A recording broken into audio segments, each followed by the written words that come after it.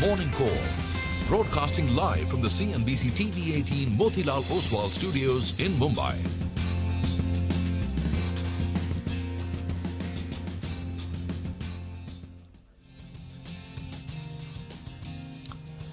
Good morning. You're with us here on a fresh new edition of Bazaar Morning Call. We are coming to you live from the CNBC TV 18 Motilal Oswal studios, and it's a full house today. Prashant here.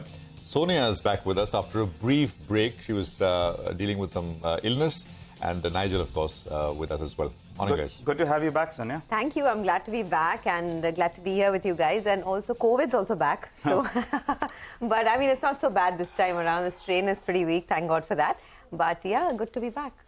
Good to have you back here, Sonia. Let's just quickly run you through the setup then, right? So things are looking a little better, and I've been saying this for the last 2 days. Actually, last Friday was a little panicky for global markets, especially European markets, because there was the weekend. Last 2 weekends, if there were anything to go by, something could have happened. Nothing happened. So Sunday was uneventful. Yesterday morning was uneventful. I think we're kind of continuing that repair. So U.S. markets broadly ended higher. You could argue with the fact that NASDAQ was down a little bit, 0.3, 0.4% or so. So it's a bit of a reversal of what has done very well this year so far, which is tech and communications. And they reversed. There was a bit of role reversal, but that's just one day. But if you look at the aggregate bigger indices, the U.S. did quite okay. The changes are on your screen. By the way, after all that has happened, the S&P 500 remains above where it was prior to the SVB bank collapse. And the index has been stuck in a range of between 3,800 to 4,100. So we are still muddling through that range. Banking worries in Europe also presumably eased a little bit. We can only kind of decipher, of course, with what's happening with prices. So the Euro Stoxx 50 index, which sold off 2% on Friday, it came up about nearly 1% last night, which is Monday. U.S. Treasury yields surged, and I was saying this yesterday that maybe for the fourth or fifth time, markets are once again underpricing what the Fed will do. Yields had dropped as of sort of Friday's close. The U.S. 2-year had dropped from 5.08% to 3.3% or so. It was just massive. It's what's happened is the market is kind of quickly trying to price things back in. So the 2-year yield went up 24 basis points. It hit the 4%, slightly above the 4% level, and stopped there. This is important for trajectory market expectations of what the Fed is likely to do going forward. Markets here yesterday, saw indecisiveness and ultimately they disappointed. So you see that surge which came through mid-afternoon, but starting about, 240 or so, the market sold off and ended absolutely flat. So that's the Nifty for you. Banks, of course, ended in the red.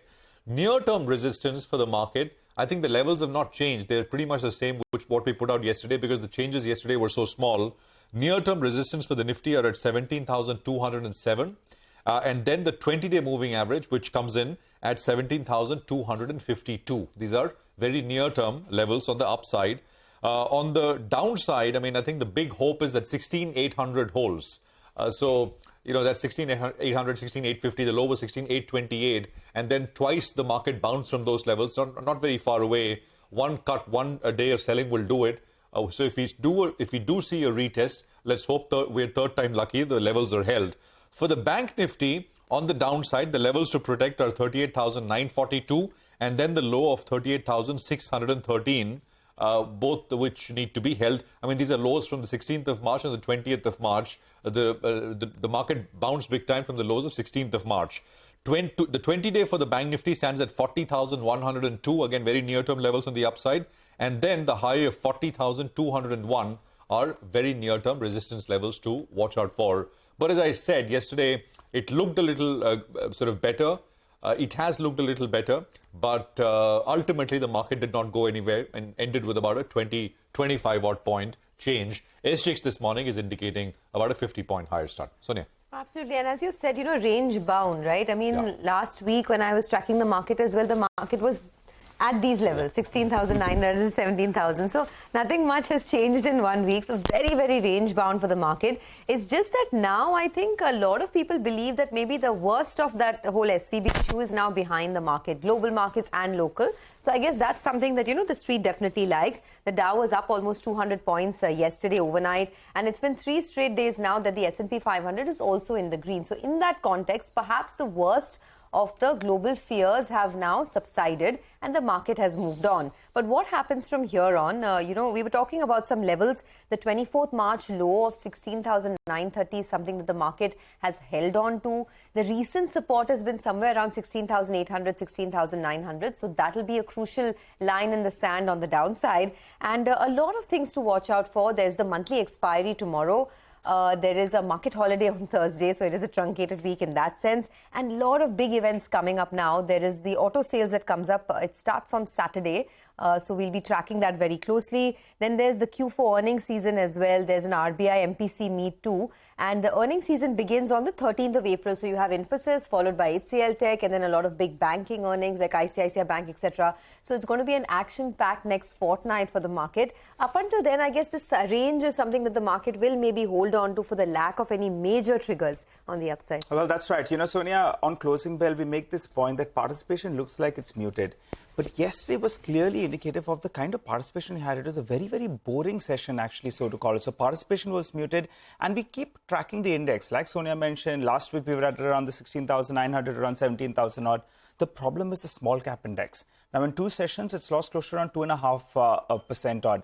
And now from the 52-week high, it's down close to around 20% odd. Talk to a lot of people who are investing in the market. The point is not about the small cap index. Some of those small cap stocks, they are half or even fallen more than that. So that entire COVID rally that we had, plenty of the stocks have given away most of what they put on.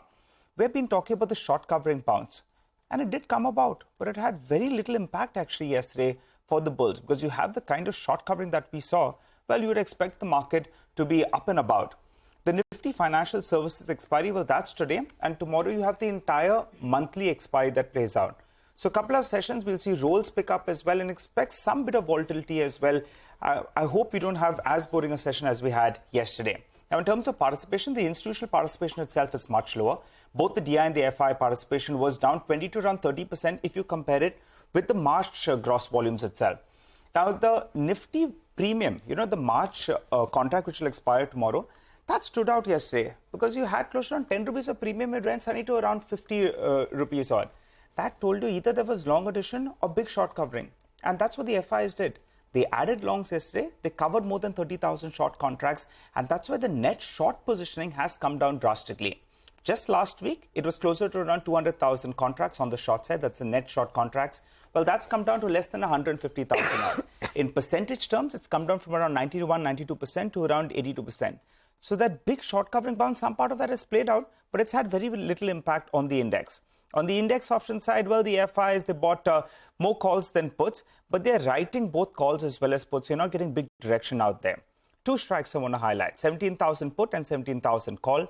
There appears there's a short straddle taking place out here. That means you're writing the call as well as the put at around 17,000 odd, and you're bracing for a broad 300-point range with the expiry that plays out tomorrow because Thursday is a holiday. The Nifty Bank is going to be very, very crucial. Yesterday, it went almost to around the 200 EMA, but it couldn't conquer that. So the Nifty Bank moving to that 200 EMA, that's something that the bulls want. And if that happens, then you could brace yourself for a good session. Otherwise, till that happens, you have a large percentage of the index that's not moving. So this bounce that we're seeing, we need to see it sustain, and you need to see the Nifty Bank go to around that 200 EMA. Let's see how this one plays out, Sonia. All right, Nigel, I said this 2 days back. This is a kind of a market, Nigel, where if you have a bullish view and a bearish view, both are likely to be correct in the same day. I mean, you'll be proven right. It's just another matter that when you're trading, it is extremely difficult. Except right out of the gates, if you got a big gap down or a big gap up, you can do something. Yeah. But in the middle of the session, it gets very hard because, just take a look at yesterday's session. We were up and about, flying 140 points higher, and by close, we end with a 20-odd point, whatever. So very volatile. But one thing is there. Last week, if you folks remember, a fortnight ago, we were all talking about this I mean, these words, recession, everything was coming up, 2008, Lehman, and that subsided so the words fast. which were coming up was no 2008, no Lehman. That was the message at least here was very clear that it is, this is not Lehman. But there was some amount of fear, and that has subsided really fast. I mean, SVB seems like a long time ago. Yeah, so. and it's not had any significant stock market impact in that sense. Banks, of course, have sold off, and regional banks, but larger banks are right there. The S&P is right. It's above where it traded when the SVB crisis actually happened from 2 weeks ago. For this month, in fact, you have the US markets that are positive with all the news flow. Exactly. So, well, that's markets for you. Before we start and go any further, let me quickly tell you what's lined up here in the first half hour of the show. We get you updates from markets across the globe. Mark Matthews of Bank Julius Baer and Company will join in to discuss global trade setup. Our research team will get you the top list of stocks to watch here. The team is watching.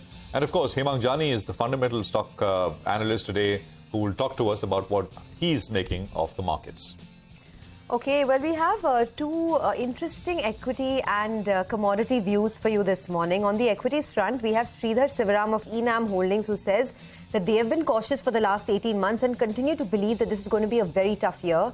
He says when interest rates rise in such a short period, it normally ends up with some accidents. He adds this is a very stock-specific and bottom-up market, and this is not a time to be aggressive. He also says smaller US banks are seeing a deposit reduction, and it is difficult to say how this is going to play out. He continues to like financials despite bank stocks not doing well. Okay, we are also getting in a quick take on gold this morning from Lawrence Belanco of CLSA. He says gold is worth monitoring as price action is approaching key resistance of $2,063, $2,078 an ounce. From a longer-term perspective, he says this trading range sets the platform for a breakout in the upside if levels of $2,063 are taken out. Lawrence adds that the next level to watch on the upside is $2,500 to $2,530. All right, we have a lot of stock-specific action that we're going to track for you, and we'll get to that in just a bit in our special Top 10 segment, where we're looking at Adani Power, Paytm, Aditya Birla Capital, you have Phoenix Mills, All Cargo Logistics, PNC Infra, Dilip Bilcon, ONGC and Oil India. Their stocks on the back of positive news flow, while you have large trade that could take place in Kalyan Jewellers, and that's the lone stock that could be reacting to negative news flow. Okay, so that's about the stock-specific action.